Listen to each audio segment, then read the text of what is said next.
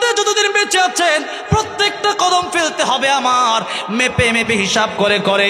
একটা কদম যেন আল্লাহর নাফরমানের দিকে না যায়, একটা কদম যেন সুদের দিকে না যায়, একটা কদম যেন ঘুষের দিকে না যায়, একটা কদম যেন আল্লাহর বিপক্ষে না যায়।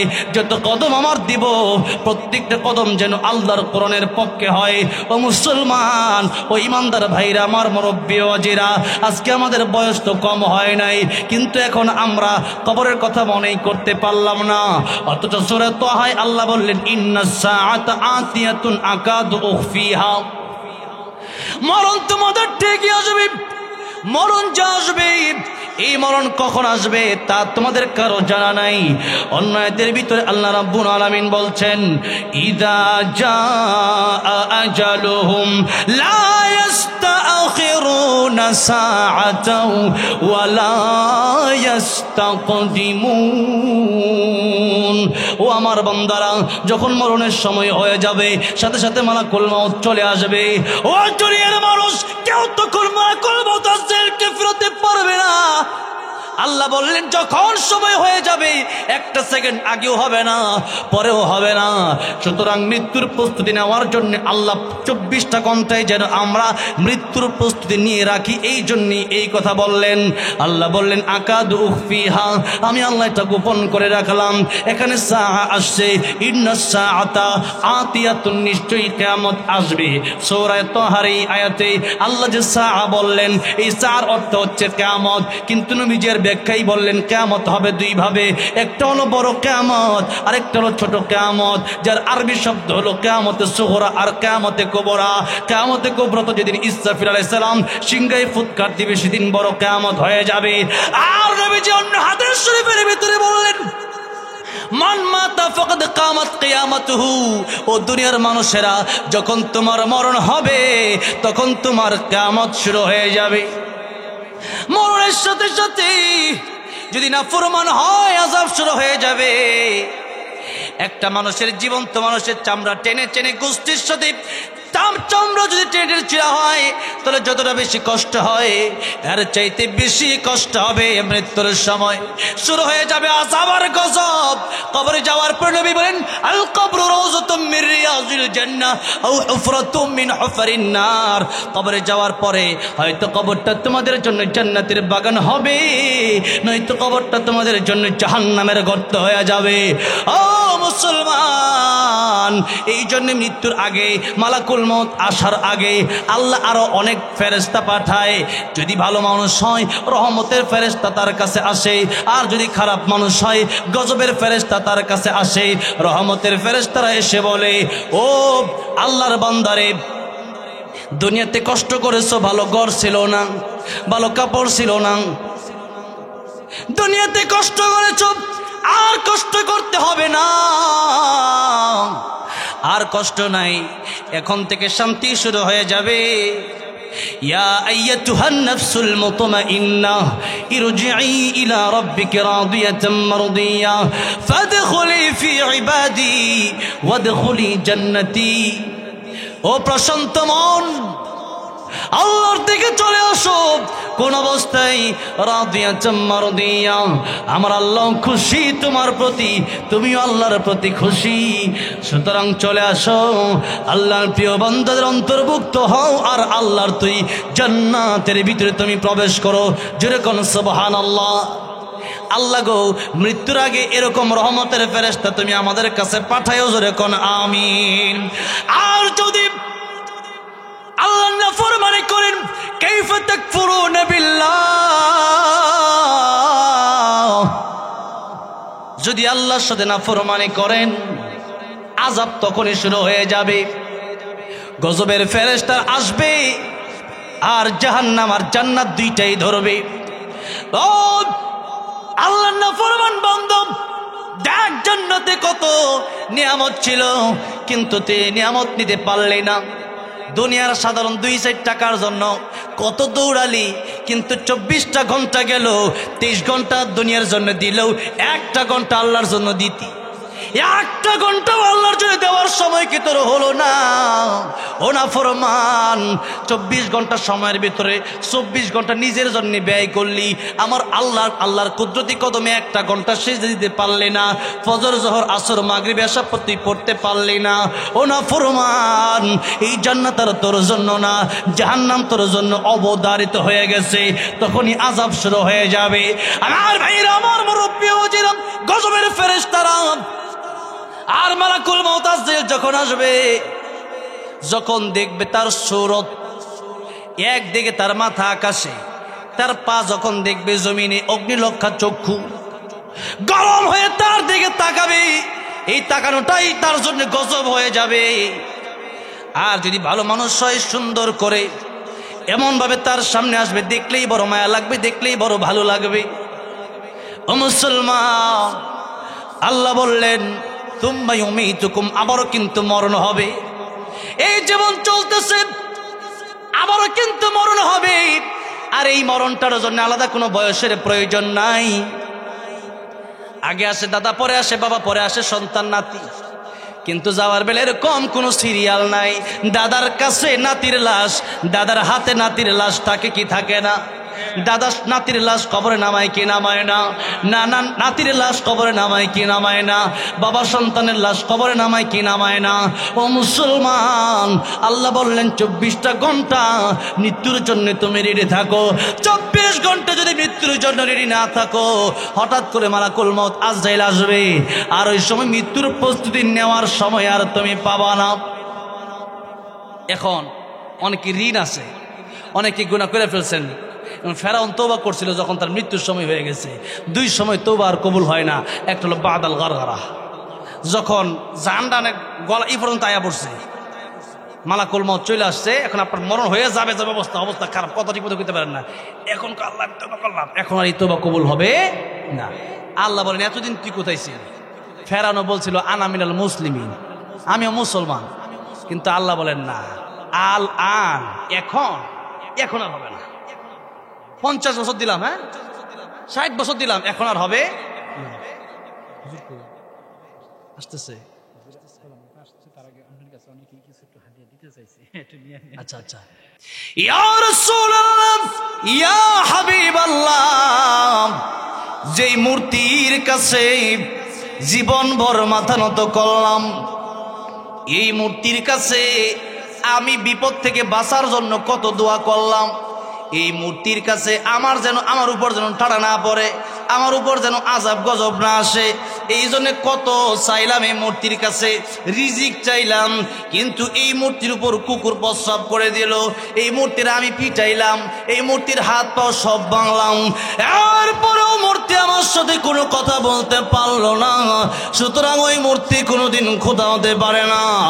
ইয়া রাসূলুল্লাহ, ইয়া হাবিবাল্লাহ, মনে পড়ে দেন লা ইলাহা ইল্লাল্লাহ, লা ইলাহা, লা ইলাহা ইল্লাল্লাহ মুহাম্মাদুর রাসূলুল্লাহ সাল্লাল্লাহু আলাইহি ওয়াসাল্লাম।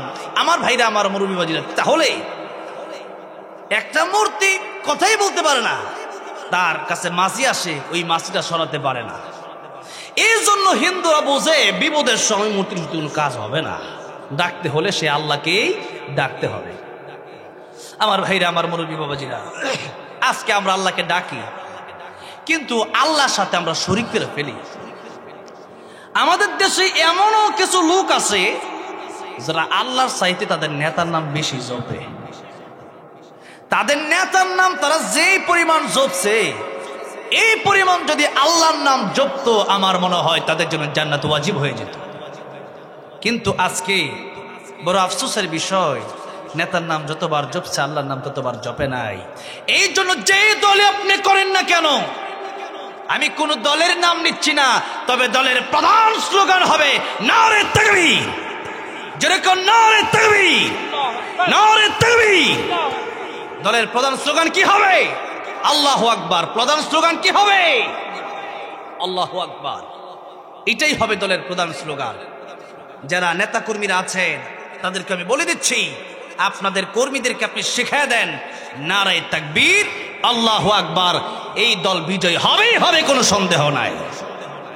যারা আল্লাহর নাম নিয়ে ঘর থেকে বের হয়, যারা আল্লাহর নাম নিয়ে আন্দোলন শুরু করে দেয়, এরাই ইমানদার। আর ইমানদার যারা, তারা বিজয়ী হবেই হবে, এত কোনো সন্দেহ নাই। আমার ভাইরা, আমার মুরব্বী বলছিলাম, এই জন্য বলতেছিলাম, এই দুনিয়াতে আমরা আল্লাহকে ডাকি, কাইফা তাকফুরুনা বিল্লাহ। আল্লাহ বললেন, ও দুনিয়ার মানুষেরা, আমি আল্লাহর সাথে তোমরা কিভাবে নাফরমানি করো। নাফরমানির এক নম্বর অর্থই হলো আমি আল্লাহর সাথে তোমরা কিভাবে শিরিক করো। শিরিকের ব্যাপারে আল্লাহ রাব্বুল আলামিন কোরআন শরীফের ভিতরে অসংখ্য অগণিত আয়াত নাজিল করলেন। আল্লাহ রাব্বুল আলামিন বললেন, ইন্নাল্লাহা লা ইয়াগফিরু আন ইউশরাকা বিহি ওয়া ইয়াগফিরু মা দুনা যালিকা লিমান ইয়াশা ওয়া মান ইউশরিক বিল্লাহি ফাকাদ ইফতারা ইসমান আযীমা। কিয়ামতের ময়দানে আমি আল্লাহ চাইলে তোমাদের জিন্দেগীর গুনাহগুলি মাফ করে দেব। যদি আমাদের গুনার দিকে আমরা তাকাই, আমরা কি জান্নাতে যেতে পারবো না? কিন্তু নবীজি একটা হাদিস আপনাদেরকে শোনাচ্ছি, ভালো করে শুনেন।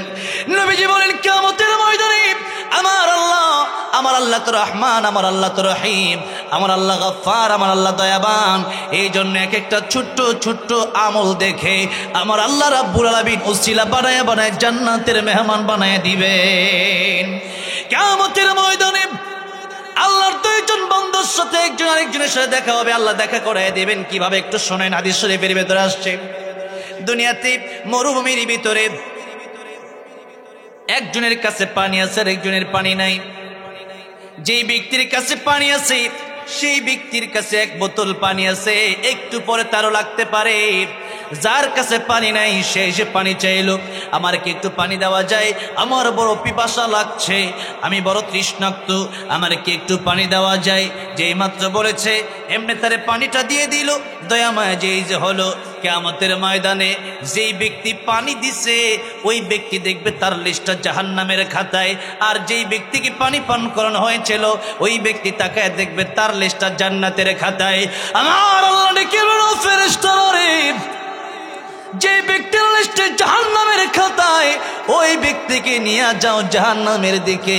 কিন্তু কোন দিক দিয়ে নিয়ে যাবা? ওই যেই ব্যক্তিরা জান্নাতে যায় তার সামনে দিয়ে নিয়ে যাও।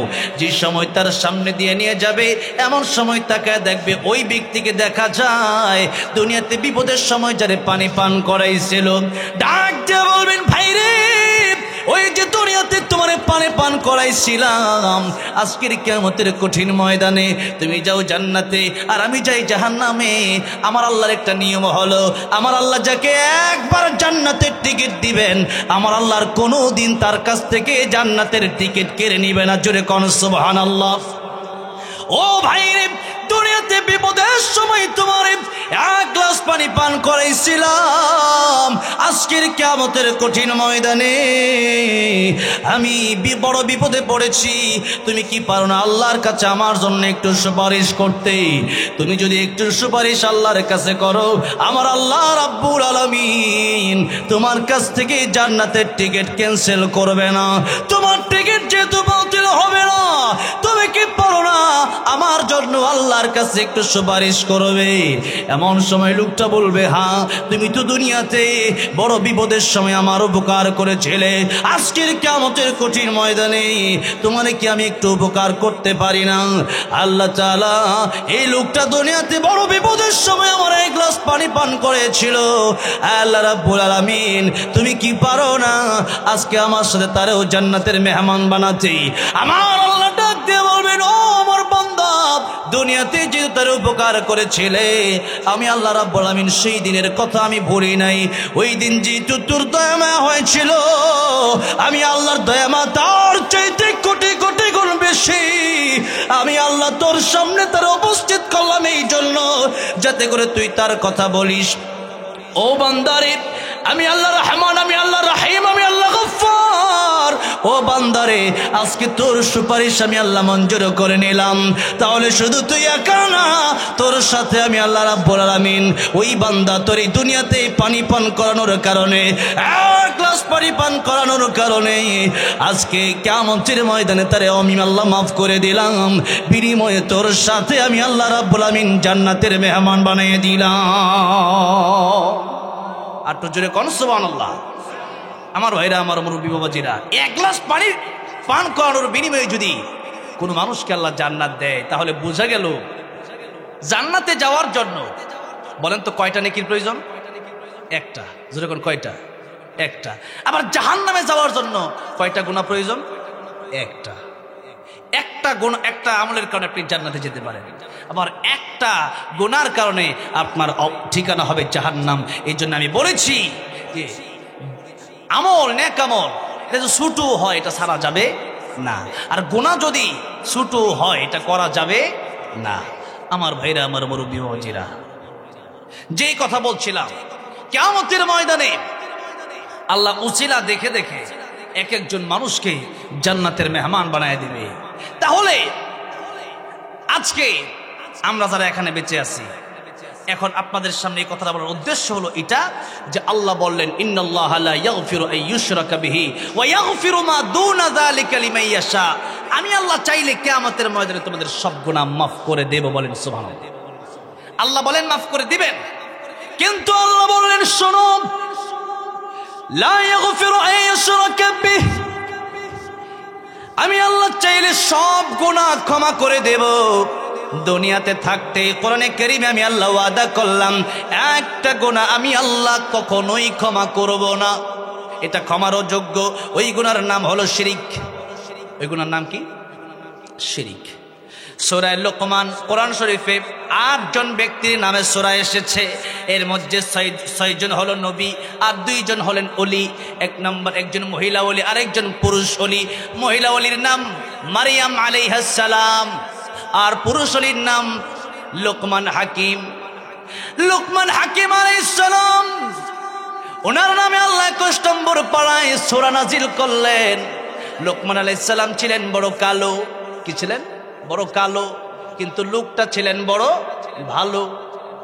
আজকে আমরা চেহারা যত সুন্দর, মানুষ কিন্তু তত সুন্দর না, ঠিক এরকম। এই ছেলের চেহারা কত সুন্দর, কিন্তু মারে মাইরা লাইস।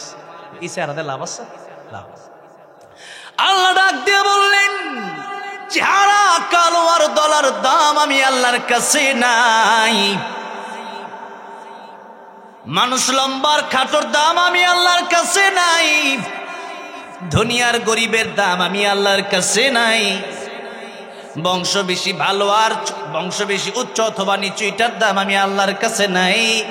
ইন্না আকরামাকুম ইনদাল্লাহি আতকাকুম, আমি আল্লাহর দাম আমি আল্লাহর কাছে তার দাম সবচেয়ে বেশি যার অন্তরে তাকওয়া আছে। যার অন্তরে কি আছে? যাদের হৃদয়ে আছে আল্লাহর ভয়, তারা কভু পথ ভুলে যায় না। আল্লাহর প্রেম ছাড়া এই দুনিয়ায় কারো কাছে কোনো কিছু চায় না। রাতের আধারে যারা সিজদাতে রয়, দু চোখের স্রোতে নদী যেন বয়। ছলনার হাত ছানি যতই আসুক, পেছনে ফিরেও তাকায় না।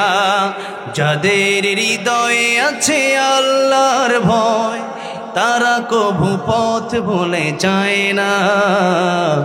আল্লাহর প্রেম ছাড়া এই দুনিয়ায় কারো কাছে কোনো কিছু চায় না, ঠিক কিনা?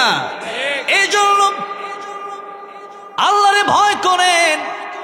হযরত বেলাল রাদিয়াল্লাহু আনহু বড় কালো। নবী যখন জান্নাতে গেলেন মেরাজের রজনীতে, নবীজি গিয়া দেখতেছেন টকটক হাঁটার আওয়াজ শোনা যায়। নবী বললেন, জিবরাইল, জান্নাতের ভিতরে কার পায়ের শব্দ শোনা যায়? জিবরাইল বলেন, ইয়া রাসূলুল্লাহ, ইয়া হাবিবাল্লাহ, ওগো নবীজি, হযরতে বেলাল দুনিয়াতে হাঁটে আর তার হাঁটার আওয়াজ আল্লাহর তরি জান্নাতের ভিতরে সে পৌঁছে যায়। হযরতে বেলাল বড় কালো, কিন্তু লোকটা বড় ভালো। লুকমান হাকিম কালো কিন্তু লোকটা বড় ভালো। লুকমান হাকিমের নামে আল্লাহ কোরআনে সূরা নাজিল করলেন। ওই সূরাতে আল্লাহ যে শব্দগুলো যে কথাগুলো তার সন্তানকে তিনি বললেন, তার প্রথম কথাই হলো ওয়াইদ ক্বালা লুকমানু লিবনিহি ওয়া হুয়া ইয়াইযুহু ইয়া বুনাইয়া লা তুশরিক বিল্লাহ ইন্নাশ শিরকা লাযুলমুন আযীম। ও আমার সন্তান, ওয়া মাওয়াহুন নার, জান্নাত তোমার জন্য হারাম হয়ে যাবে আর জাহান্নাম তোমার জন্য ওয়াজিব হয়ে যাবে। এই জন্য শিরকের ব্যাপারে ভালো করে শুনেন। আয়াতে আল্লাহ রাব্বুল আলামিন বলছেন লাইন আশরাকতা লায়াহবাতান্না আমালুক ওয়া লাতাকুনান্না মিনাল খাসিরিন। আল্লাহ নবীকে বলেন, ওগো নবীজি, শিরিক এটা যদি আপনি করেন তাহলেও আপনার পূর্বে যত আমল ছিল আমি আল্লাহ সব আমল বরবাদ করে দেব। যদি কি থাকে? শিরিক থাকে। অনেক গুনাহ তো জীবনে করেন, তবে যদি কোনো কারণে শিরিক করেন আর শিরকে যদি কবরে যান, এক নম্বরে আপনার সমস্ত আমল বরবাদ। আপনি হজ থেকে আসলেন, আপনি আপনার টাঙ্গাইল আসার পরে হঠাৎ করে ফজরের নামাজটা কাজা হয়ে গেল, পড়তে পারলেন না। এখন বলেন আপনার হজ কি বাতিল হবে? হবে না। আপনি নামাজ পড়লেন, বাজারে গিয়ে কোনো একটা মিথ্যা কথা বলেই ফেলছেন, তাহলে আপনার কি নামাজ বাতিল হয়ে যাবে নাকি? নামাজ কিন্তু বাতিল হবে না, মিথ্যার জায়গায় মিথ্যার গুনাহ হবে। এবার আসেন, শিরিক যদি করেন, পূর্বে যা ইবাদত করেছেন সব ইবাদত আল্লাহ বলেন বাতিল, বন্ধ হয়ে যাবে, শেষ হয়ে যাবে, নষ্ট হয়ে যাবে। আমার ভাইরা, আমার মুরব্বী, 2 নম্বর কথা হচ্ছে আল্লাহ রাব্বুল আলামিন বললেন কিয়ামতের ময়দানে, দুনিয়ার কথা ভিন্ন, দুনিয়াতে তওবা করলে কাফের মুশরিকরা আল্লাহ মাফ কইরা দিবেন, কিন্তু কিয়ামতের ময়দানে আপনার অনেক গুনাহ আছে, এরপরেও আল্লাহর ইচ্ছা হইছে আল্লাহ সব মাফ করে দিবে, কিন্তু শিরিক যদি কোনো কারণে থাকে আল্লাহ মাফ করবে না। আমার ভাইরা, আমার মুরব্বী, 3 নম্বর লাস্ট কথা হচ্ছে আমাদের সফলতার ব্যাপারে আল্লাহ রাব্বুল আলামিন কোরআন শরীফে আয়াত নাজিল করেছেন, ফামান যুহজিহা আনিন নারি ওয়া উদখিলাল জান্নাতা ফাকাদ ফাজ ওয়া মাল হায়াতুদ দুনিয়া ইল্লা মাতাউল গুরুর। আল্লাহ পাক বললেন, ও দুনিয়ার মানুষেরা, সফলতা কোন জায়গায়? যারা জাহান্নামের আগুন থেকে বেঁচে জান্নাতে যেতে পারবে, এরাই হবে প্রকৃতপক্ষে সফল কাম। এরা কি সফল কাম? বাড়ি গাড়ি, ব্যাংক ব্যালেন্স, জমি জায়গা আর অনেক কিছুই হবে, কিন্তু এগুলোর নাম সফলতা আল্লাহ বলেন নাই। আল্লাহ বলেন ওয়া উদখিলাল জান্নাহ, জান্নাতে যদি প্রবেশ করতে পারো এটাই হবে তোমার জন্য সফলতা। সুতরাং কিয়ামতের ময়দানে কেউ যদি জাহান্নামের আগুনে জ্বলে আর জাহান্নামের আগুন যদি তার জন্য ওয়াজিব হয়ে যায় আর যদি জান্নাত তার জন্য হারাম হয়ে যায়, তাহলে বলেন তো এর চাইতে কষ্ট আর কিছু হতে পারে নাকি? এর চাইতে কষ্ট আর কিচ্ছু হতে পারে না। এই জন্য শিরক যদি আপনার অন্তরে থাকে, আপনার জবানে থাকে, আপনার কাজে কর্মে থাকে, তাহলে সেই শিরক এখনই ছেড়ে দেওয়ার দরকার আছে না নাই? শিরিক করা যায় 3 ভাবে। কয় ভাবে? 3 ভাবে। 1 নম্বরে আপনার অন্তর দিয়ে আপনি শিরিক করবেন। মানুষের অন্তর দিয়ে মানুষ শিরিক করে। কিভাবে? যেমন আপনি মনে করলেন, মনে মনে ভাবলেন আর কি, যে আমার আল্লাহ বাচ্চা দিতে পারে, সন্তান দিতে পারে, আর আমার বাবাও সন্তান, পীর বাবাও সন্তান দিতে পারে। এই কথা যদি আপনি চিন্তা করেন শুধু, এটা কি হবে? শিরিক হবে। 2 নম্বরে আপনি যদি জবান দিয়ে শিরিক করেন, যেরকম জবান দিয়া আপনি ডাইরেক্ট পীর বাবার কাছে চাইলেন, পীর বাবা আপনি আমার সন্তান দেন। অথবা আমরা অনেক সময় মুখে মুখে এই কথা বলি যে ক্ষমতার উচ্চ জনগণ, যেরকম নাউজুবিল্লাহ, সকল ক্ষমতার মালিককে, তাবারাকাল্লাযী বিয়াদিহিল মুলক ওয়া হুয়া আলা কুল্লি শাইইন কাদির। আকাশ, এই জমিন, এই সব কিছুর একচ্ছত্র মালিকানা কার? আল্লাহ। সুতরাং এই দুনিয়াতে যেহেতু মালিক আল্লাহ, আইন চলবে, হুকুম চলবে কার? মনে করেন একটা কোম্পানিতে আপনি চাকরি করেন, এখন মালিক যে হুকুম দিবে, ওই মালিক যেটা বলবে ওইটাই হচ্ছে আইন। আর ওই আইন মানা আপনার জন্য ফরজ কি ফরজ না? ওই আপনার মানতে হবে, না মানলে আপনাকে বেতন দেওয়া হবে, মালিক আপনারা বের করে দেবে। এখন আমি কোম্পানির মালিক না, আমি যদি আপনাকে বলি দোস্ত চলো একটু ঘুরে আসি, আপনি কি যাবেন আমার সাথে নাকি? যাবেন না। কেন? আপনার আইন আইন না, আপনার হুকুম মানার কোনো দরকার নাই। হুকুম যদি মানতে হয় আমার মালিকেরটা আমি মানবো, আর যদি মালিকেরটা না মানেন তাহলে বিপদ আছে। আর আল্লাহ যে আল্লাহ আমাদেরকে সৃষ্টি করলেন, মালিকের মালিক, বাদশার বাদশা যিনি, সে আল্লাহ রাব্বুল আলামিনের আইন আমার আল্লাহর আইনের চাইতে বড় কোনো আইন আছে? সুতরাং আল্লাহ আইন করলেন আস-সারিকু ওয়াস-সারিকাতু ফাকতাউ আইদিয়াহুমা, কেউ যদি চুরি করে তার হাত কেটে দাও। আজ থেকে আরো 10 বছর 20 বছর আগে যদি আইন চালু হতো বাংলার সংসদে, তাহলে আপনারা কি মনে করেন এই দেশে যে স্বৈরাচার হাসিনা সহ আর যারা আছে, যারা চুরি করে কোটি কোটি টাকা যারা দিল্লিতে নিয়ে গেল, এরা কি চুরি করার সাহস পেত? এরা চিন্তা করত চুরি করলে হাত কেটে দেওয়া হবে। আর আজকে যারা চোর, এরা চোরের বিচার করবে কি? হ্যাঁ, যদি বিচারক নিজেই হয় চোর, সে বিচারটা করবে কি? রশি দিয়ে যদি আমারে বাঁধে, রশি যদি দুষ করে রশিরে বাঁধবে কি? হ্যাঁ, এই জন্য আজকে চুরির বিচার আমার দেশে নাই। আজকে বিয়ে করার পর পর কে আছে না নাই? অভাব নাই। বিয়ে করার পরেও জিনা, এই জিনার শাস্তি হলো তারে মাটিতে গেড়ে এরপরে তার পাথর মারতে মারতে তাকে মেরে ফেলতে হবে, শেষ করে দিতে হবে। এই শাস্তিগুলো কি আছে নাকি আমাদের দেশে? তো এগুলো শাস্তি যদি আজকে বাংলাদেশে থাকতো, একজন চুরি করার পরে যদি বাইতুল মোকাররম ঢাকায় সময় টিভি, যমুনা টিভি আর যত টেলিভিশন নিউজগুলো আছে, তাদেরকে নিয়ে যদি সবার সামনে, লক্ষ জনতার সামনে একটা চোরের হাত কেটে দেওয়া হতো, বলেন দেশে কি চোর থাকতো? আজকে দেশে চোর আছে না নাই? ডাকাত আছে না নাই?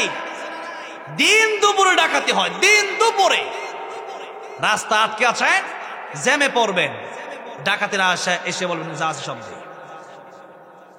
চিন্তা করে দেখেন, আল্লাহর কোরআনের আয়াতের আইনগুলো যদি আগেই বাস্তবায়ন হয়ে যেত, আজকে বাংলাদেশে খুন খারাপি দেখা লাগতো না, আজকে বাংলাদেশে রাহাজানি দেখা লাগতো না, চুরি ডাকাতি দেখা লাগতো না, জিনা দেখা লাগতো না। আজকে বাংলাদেশে সবকিছু, সব অশান্তি দূর হয়ে যাবে, শান্তি আসবে। যদি মাত্র একটা রাজ আপনি কায়েম করতে পারেন, সেটা হচ্ছে কোরআনের রাজ। কিসের রাজ?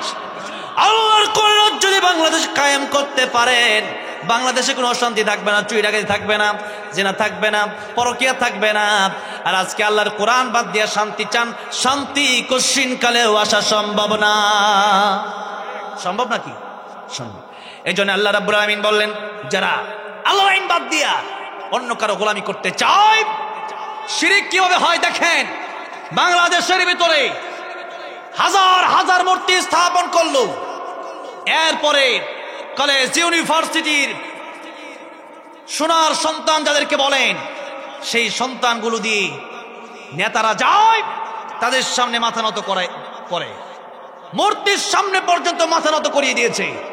যার কারণে ইন্ডিয়া রিপাবলিক বাংলা চ্যানেল, এই চ্যানেলের সাংবাদিকরা যখন এই বাংলাদেশের জনগণ মূর্তি ভাঙা শুরু করলো, তখনই তারা খেপে গেল যে বাংলাদেশের মুসলমান, আমরা তো ডাইরেক্ট শিরিক করি, আর তাদেরকে ইনডাইরেক্ট শিরিক করাতে চাইছিলাম, তাদের মূর্তি দিয়ে, তাদের বাপদাদার মূর্তি দিয়ে সিজদা করাতে চাইছিলাম, কিন্তু তারা তা করে নাই।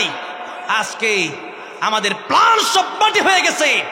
এই জন্য তারা বলতেছে ডক্টর ইউনূস ওইটা করে কেন, ওইটা কেন শুরু পোড়াবাড়ি কি শুরু করছে বাংলাদেশে, দেখেন বাংলাদেশ ধ্বংস হয়ে যাচ্ছে। এই সমস্ত কথাবার্তা ওই ইন্ডিয়ার সাংবাদিকরা আমাদের বিরুদ্ধে বলতেছে। আমাদের দেশ, আমাদের কোনো সমস্যা নাই, আর তাদের কাছে সমস্যার অভাব নাই।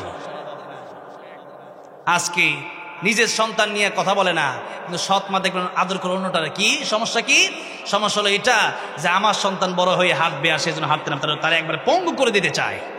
আজকে বাংলার জনগণকে তারা একদিকে শিরিক করে না, আরেক দিকে শিরিক করানোর জন্য তারা পাগল পারা হয়ে গেছে। আজকে তাদের প্ল্যান মাটি হয়ে গেছে। কষ্ট তো লাগবেই আমার ভাইরা, আমার মুরব্বিবাজিরা। আমরা ইনডাইরেক্টলি কত শিরিক করছি আজকে আমরা জানিও না। আল্লাহ যেটা দিতে পারে, দুনিয়ার কোন পীর বাবা সেটা দিতে পারে না। দুনিয়ার কোন নেতা সেটা দিতে পারে না। এই যে মাহফিলে বসে আছেন শত শত লোক আমার সামনে, আমিও আপনাদের সামনে বসে আছি, বলেন তো দেখি এখানে যদি আজকে কেউ মারা যায়, স্টেজের ভিতরে আমি মারা যেতে পারি কি পারি না? আপনারা মারা যেতে পারেন কি পারেন না? স্টেজের ভিতরে ফিরোজ শাহ গান গাচ্ছিল, 1 মিনিটের নাই ভরসা, সাঙ্গ হবে রং তামাশা, দম ফুরাইলে বন্ধু চক্ষু বুঝিলে।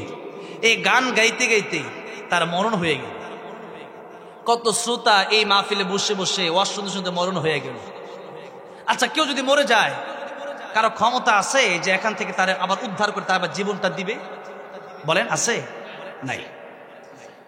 এই জন্য কবি বলেছেন, ইঞ্জিনটা চইলা গেলে হায় রে হায় রে হায়, ডাব্বাটা পয়রা রইবে এই যে দুনিয়ায়।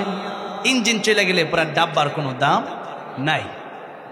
এই ইঞ্জিন, রূহ নামক ইঞ্জিন যদি চলে যায়, এই বলের আর কোনো দাম নাই।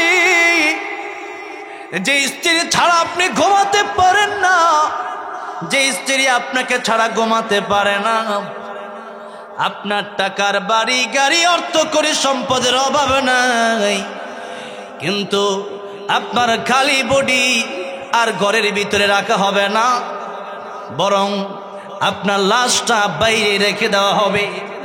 যেহেতু রূহ নাই, আমি আর জুবাইর নাই, যেহেতু রূহ নাই এই জন্য আপনার জসিম নাই, যেহেতু রূহ নাই আপনি আর আব্দুর রহমান নাই, যেহেতু রূহ নাই এই জন্য আপনি আব্দুর রহিম নাই। রূহ নাই মানে আব্দুর রহিম চইলা গেছে, রূহ নাই মানে আব্দুর রহমান চইলা গেছে, রূহ নাই মানে জুবাইর চইলা গেছে, রূহ নাই মানে জসিম চইলা গেছে। এখন তার নাম হয়ে গেছে লাশ, এখন তার নাম হয়ে গেছে লাশাই, কিচ্ছু নাই খালি বডি। একদিন তোমারই নাম মসজিদে হবে এলান, তৈরি থেকো তৈরি রেখো কবরের মাল সামান।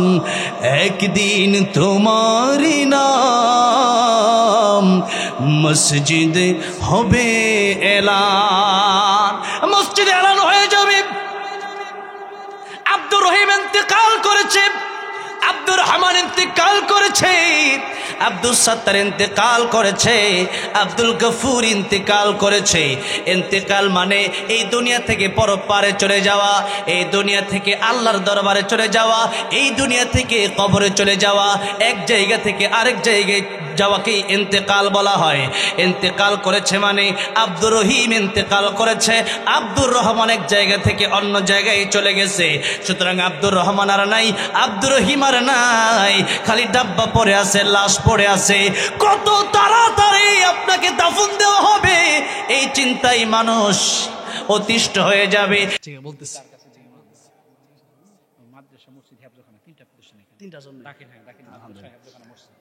আমার ভাইরা, আমার মুরব্বী বাবাজিরা, তাহলে মৃত্যু কার কখন আসে আমরা জানি?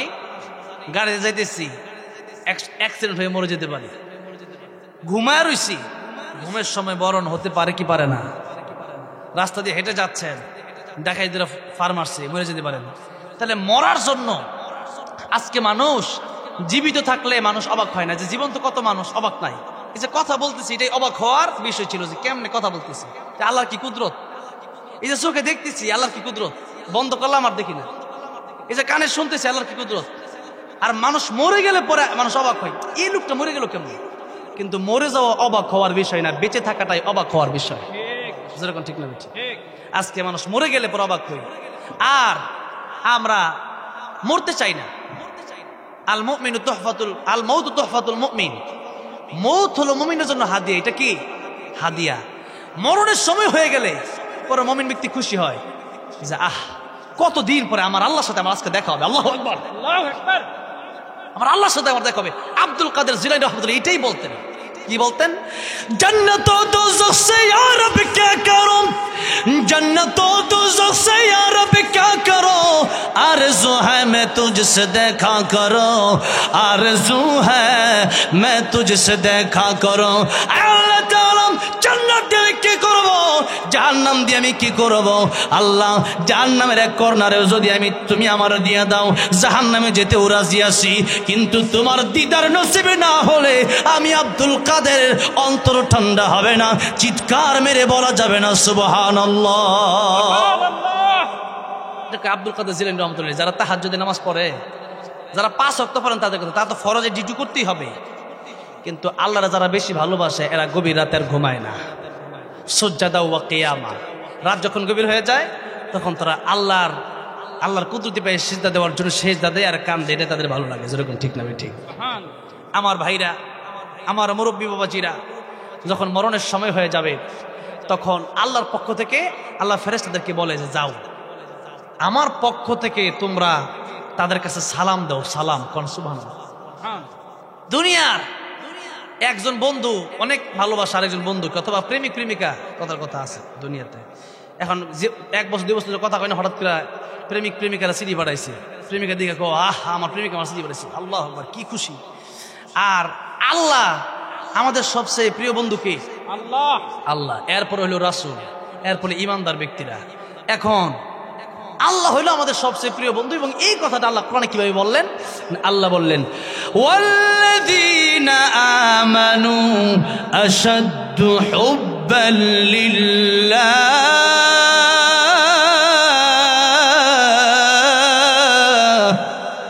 ইমানদারের সবচেয়ে প্রিয় বন্ধু আমি আল্লাহ।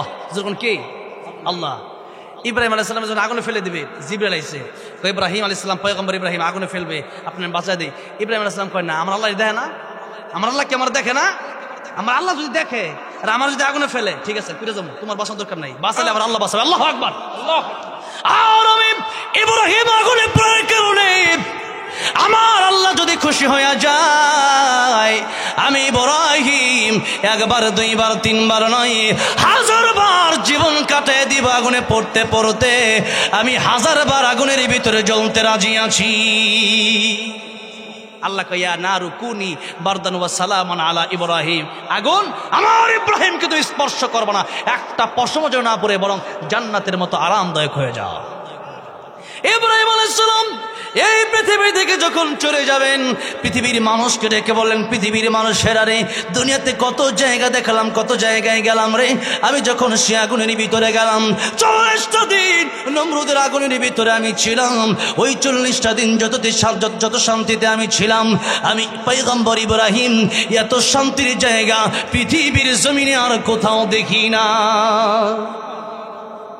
চিন্তা করে দেখেন, ইব্রাহিম আলাইহিস সালাম কয় জিবরাইল তুই বাঁচাবে কেন? বলতে পারতেন, কিন্তু বলেন নাই, তুমি বাঁচালে সরাসরি আমার আল্লাহ আমার বাঁচাবে। আল্লাহু আকবার। আর আল্লাহ যদি খুশি হয়ে যায় যে আমি আগুনে পড়বো, এতে যদি আমার আল্লাহ খুশি হয় আমি 1000 বার আগুনে জ্বলবো, তাতে কোনো আফসোস তাই, আমার আল্লাহ তো খুশি হইব। আল্লাহু আকবার কোন? আব্দুল কাদের জিলানী বলেন, আল্লাহ জাহান্নামে যদি জ্বলি আর যদি তোমার পেয়ে যায় আমি জাহান্নামে যাবো, কোন? সুবহানাল্লাহ। দেখেন আল্লাহর জন্য কি ভালোবাসা, আল্লাহর জন্য কি মুহাব্বত। আর আমাদের অন্তরে মাদ্রাসা মসজিদ আল্লাহর জন্য, আল্লাহ কয় মাংদাল্লাযী ইউকরিদুল্লাহ করদান হাসানা, কে আছো যে আমারে তোমরা ঋণ দিবা? শুনবেন, একটু কথা বলবো, একটু কষ্ট হইতেছে আপনাদের? কথা ছিল 10টা পর্যন্ত, 10টা 17 পর্যন্ত, এই জায়গায় আমরা সবচেয়ে বেশি আলোচনা করি, আর বাংলাদেশে কোথাও করি না। 1 ঘন্টা টাইম দেওয়া আছে ফরম। আমার ভাইরা, আমার মুরব্বী বাবাজিরা, এরপর হয়ে গেছে প্রায় 2 ঘন্টা, 10:30 বাজে গেছে। এখন প্রধান বক্তা আসবে, তার আগে অল্প কিছু কথা আমি বলে দিই। কিন্তু মাদ্রাসা মসজিদের ব্যাপারে একটা দায়িত্ব আমার দেওয়া হয়েছে। এই আয়াত যখন নাজিল হলো সূরা হাদীদের, একটা ইয়াহুদি 10:30 পরে কিন্তু করবো না, 10:30 লাস্টে, এত আমি আলোচনা করি না, এখন পারি না, আমি আর কোলায় না আমার ভাইরা, আমার মুরব্বী বাবাজিরা, দেখেন আর মাত্র 10 মিনিট পরে আমি শেষ করে দেবো। আমার ভাইরা, আমার মুরব্বী বাবাজিরা, দেখেন আল্লাহ যখন আয়াত নাজিল করলেন মাংদাল্লাযী ইউকরিদুল্লাহ করদান হাসানা, আল্লাহ বলেন কে আছে যা আমার ঋণ দিবা? আচ্ছা এখন আপনারা বলেন, আল্লাহর কি ঋণের দরকার আছে? আঙ্গনা ঋণের দরকার আছে, যেরকম ঠিক না বেঠিক? এই আয়াত নাজিল হওয়ার পরে এক ইয়াহুদি আবু বকর সিদ্দিক রাদিয়াল্লাহু আনহুর সামনে এই কথা বলল যে দেখ, এতদিন ভাবছিলাম মুহাম্মদ ফকির, নাউজুবিল্লাহ কর, এখন দেখি তার আল্লাহ ফকির। নাউজুবিল্লাহ জোরে বলবেন না? এখন দেখি তার আল্লাহ ফকির। ও কেলিগা, ও দেখ আল্লাহ নাকি কোরআনে আয়াত নাজিল করছে মাংদাল্লাযী ইউকরিদুল্লাহ করদান হাসানা, কে আসো যে আল্লাহর ঋণ দিবা? এই কথা যখন বলছে যে তারা মোহাম্মদ আল্লাহ ফকির আবু বকর সিদ্দিক একটা থাপ্পড় মারছে তার গালে কষায়া, যেরকম সুবহানাল্লাহ। আমরা আমাদের ব্যক্তিগত আক্রমণ আসলে আমরা চুপ থাকতে পারি, আমাদের পরিবার নিয়ে আমরা বললে আমরা চুপ থাকতে পারি, কিন্তু আমাদের কাছে আমার জীবনের চাইতে ঈমান বড়, আমার জীবনের চাইতে কোরআন বড়, আমার জীবনের চাইতে আল্লাহ রাসূল বড়, আমার জীবনের চাইতে আমার আল্লাহ বড়। সুতরাং আমাকে বললাম চুপ থাকতে পারি, আল্লাহ রাসূলের বিরুদ্ধে বললাম চুপ থাকতে পারি না, জিহ্বা কেটে দেওয়া হবে, যেরকম ঠিক না বেঠিক। এই জন্য আমি কিন্তু প্রতিবাদ ছাড়া থাকি না। যেখানে কোরআনের বিরুদ্ধে কথা হবে, যেখানে আল্লাহ রাসূলের বিরুদ্ধে কথা হবে, সেখানে ডাইরেক্ট প্রতিবাদ আমি করি, যেরকম ঠিক না বেঠিক। চুপ থাকতে হবে না, আপনি চুপ থাকবেন না, আপনি মুনাফিক, যেরকম ঠিক না বেঠিক। চুপ থাকতে পারবেন না কেন? আমার জীবনের চাইতে আমার আল্লাহ বড়, আমার জীবনের চাইতে আমার ঈমান বড়। জীবন চলে যেতে পারে, সমস্যা নাই, জীবন চলে যেতে পারে, সমস্যা নাই, কিন্তু জীবন চলে গেলে কি হবে? আমার এই জীবনটা যদি ঈমানের সাথে আমার মৃত্যুটা হয়, তো পরকালে আমার জান্নাতে জীবন শুরু। আর আমার জীবনটা যদি ঈমান হারা হয়ে যায়, তো আযাব, পরকালে আযাব শুরু হবে, সে আযাবের কোনো শেষ নাই। তো অনন্তকাল জান্নাতে যখন জীবন দিয়ে দিলাম, সমস্যা কি? এটা তো জীবন না। আল্লাহ বললেন না ওয়াকুনতুম আমওয়াতা ফাআহইয়াকুম, এরপর যে জীবন শুরু হবে, এটাই হলো আসল জীবন। আর আয়াতের কথা এটা। এবার আল্লাহ বললেন যে কে আছো আমার ঋণ দিবা? ইহুদি কয় যে আল্লাহ ফকির। সাল্লাল্লাহু আলাইহি সাল্লাম তিনি ছিলেন বিচারপতি। তিনি কি ছিলেন? বিচারপতি। তিনি ছিলেন প্রধানমন্ত্রী, তিনি ছিলেন প্রেসিডেন্ট। তিনি কি ছিলেন? প্রেসিডেন্ট ছিলেন। আমরা তো আজকে মনে করি যে হুজুররা কি ক্ষমতায় যাইব, হুজুররা খালি ইমামতি করবো। আহা, এত নিচু মন মানুষ কেন? এই দেশে যদি হুজুররা দেশ যদি চালায়, দেশ হবে সবচেয়ে শান্তির দেশ। আল্লাহর কোরআন দিয়ে যদি দেশ চলে, এই দেশ হবে সবচেয়ে শান্তির দেশ, ঠিক কিনা বলে? আমার ভাইরা, আমার মুরব্বী বাবাজিরা, এবার আবু বকর সিদ্দিক চলে আসলেন বাড়িতে। নবীজি তো প্রধান বিচারপতি, নবীজির কাছে বিচার দিছে ইহুদি। রাসূল সাল্লাল্লাহু আলাইহি ওয়াসাল্লামের কাছে বিচার দিছে, ইয়া রাসূলুল্লাহ, ইয়া হাবিবাল্লাহ, আপনি আল্লাহর রাসূল। এখন শুনেন, এখন কথাটা হইল আবু বকর সিদ্দিক আমার থাপ্পড় মারছে। নবী কয় আর হামু উম্মতি বি উম্মতি আবু বকর। আবু বকর হলো আমার উম্মতের মধ্যে সবচেয়ে নরম দিল হলো আবু বকর। সুবহানাল্লাহ। কয় না, শর্টটা মনে হয় তোমার আসাদুম ফি আমরিল্লাহ ওমর। ওমর হলো শক্ত মানুষ, কথায় কথা দিব খালি লাগায়া। ওমর মনে হয় মারছে। কয় না ইয়া রাসূলুল্লাহ, আবু বকরই মারছে। আমি আবু বকরও চিনি, ওমরও চিনি, ভালো করে চিনি। নবী কয় আবু বকর দিছে, আমার তো বিশ্বাস হয় না। কয় হুজুর, আবু বকরই দিছে, এটাই সত্য কথা, তবে আপনি কথাটা ঘুরেন। নবীকে কথা ঘুরাচ্ছি না, শোনো, যদি আবু বকর তোমাকে সর দিয়ে থাকে কেন দিছে? কই ইয়া রাসূল এমনি দিছে। নাউজুবিল্লাহ। কয় আমার এমনি গিয়ে হুট করে সর মারছে। কত বড় মিথ্যাবাদী ইহুদি, তো মিথ্যা কথা বেশি কয়। এখন যেমনি কইসাল হুজুর এমনি দিছে, এখন নবী কই এমনি সর দিছে আবু বকর, এটা তো হতে পারে না। ঠিক আছে, যেমনি বলছে ঠিক আছে, এমনি দেখে আবু বকর সিদ্দিক নবীর দরবারে আসতেছে। আল্লাহু আকবার, আল্লাহু আকবার। আবু বকর সিদ্দিক রাদিয়াল্লাহু আনহু, ইয়া রাসূলুল্লাহ, ইয়া হাবিবাল্লাহ, একটা থাপ্পড় দিয়ে অনুমতি দেন, একটা সর দিই। আল্লাহু আকবার। ইয়া রাসূলুল্লাহ, ইয়া হাবিবাল্লাহ, আপনি অনুমতি দিবেন একটা থাপ্পড় আমি তারে দেব? নবীকে আবু বকর, এতক্ষণ আমি বিশ্বাস করতে চাই নাই, এতক্ষণ আমি ভাবছি উমরই দিছে, মনে হয় উমরই দিছে। এখন দেখি তুমি দিছো। তুমি যেহেতু আমার সামনে একটা সর দিই তারে, তার মানে আগে তো তুমি দিছো, যেরকম ঠিক না বেটি? আগে তুমি দিছো, বুঝছি। বা আমার আর বোঝার বাকি নাই। ইয়া রাসূলুল্লাহ, ইয়া হাবিবাল্লাহ, হ্যাঁ রে সরটা কেন দিছে? জিগাইছে, হ্যাঁ কইছে, তুমি বলে এমনি সর দিছো। ইয়া রাসূলুল্লাহ, আমি এমনি চট দেই নাই। দেখেন ইহুদি কত বড় মিথ্যাবাদী। ইয়া রাসূলুল্লাহ, হ্যাঁ আমার সর যে দিছে এমনি দিছে, আমার কোনো দোষ নাই। নবী কয় আবু বকর, সে বলতেছে না, তুমি বলো। আবু বকর ডেকে বলেন, ইয়া রাসূলুল্লাহ, ইয়া হাবিবাল্লাহ, ওগো নবীজি, আপনি তো ভালো করে জানেন আমি সিদ্দিক। আমি শুধু সত্যবাদী না, আমি শুধু সাদিক না, আমি সিদ্দিক। আমি শুধু সত্যবাদী না, আমি মহাসত্যবাদী। এটা তো আপনি আমার উপাধি দিয়েছেন। ইয়া রাসূলুল্লাহ, ইয়া হাবিবাল্লাহ, জীবনে মিথ্যা কথা বলি নাই, আজকেও মিথ্যা কথা আমি আবু বকর বলবো না।